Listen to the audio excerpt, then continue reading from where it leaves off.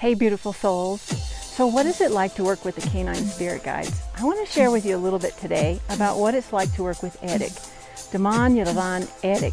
He's the fourth of the core four spirit guides, and he's incredibly special, incredibly powerful.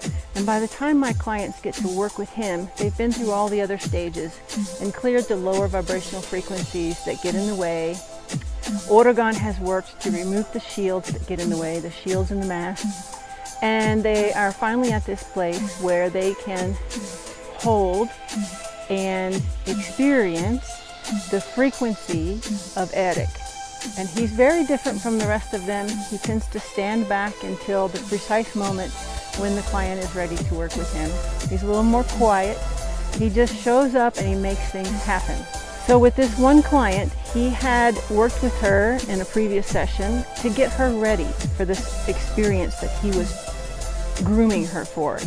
He spent some time adjusting her pineal gland, upgrading her pineal gland, so that she could connect with it more easily and prepare her for what he was going to expose her to or assist her with in the next session.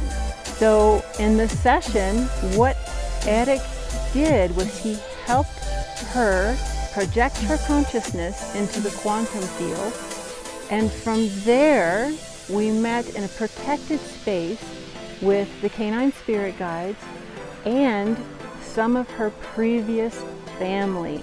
So a couple of other races showed up for this session, and that was the Pleiadians and the Sirians. Eric prepared this space for her and for me to translate for her.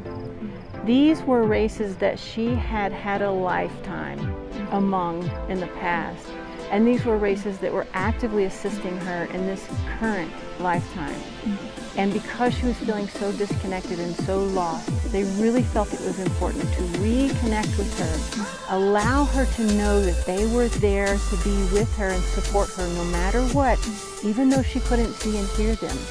And also what was so incredible, each race gave her a gift. The Pleiadians came forward and connected her to her old Mayan ancestry when she had an incarnation here on the earth as a Mayan. And they presented themselves to her as a Mayan medicine woman. And this medicine woman made symbols out of plant-based paint or coloring. They made symbols on her body at certain places that had significant meaning to her. Not just her, but also for her past.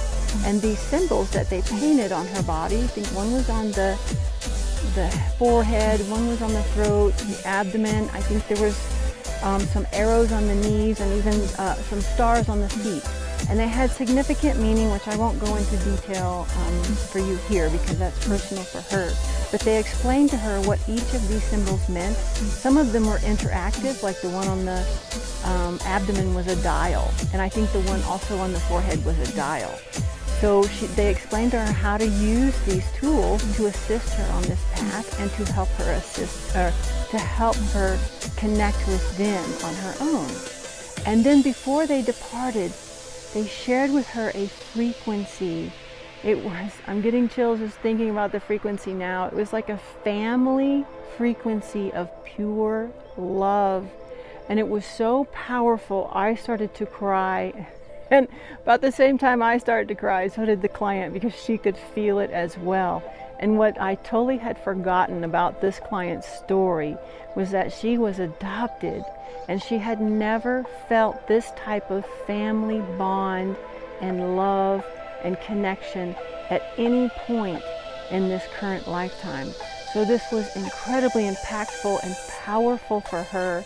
And it made so much sense to me why they were coming forward and sharing this with her.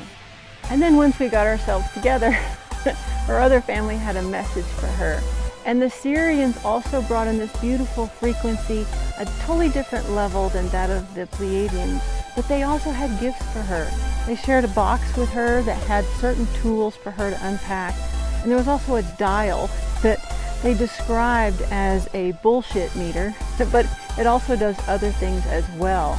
So she's been spending some time unpacking these gifts and getting more and more connected to who she actually is, remembering the all that we are. We are all connected. We are all part of the one.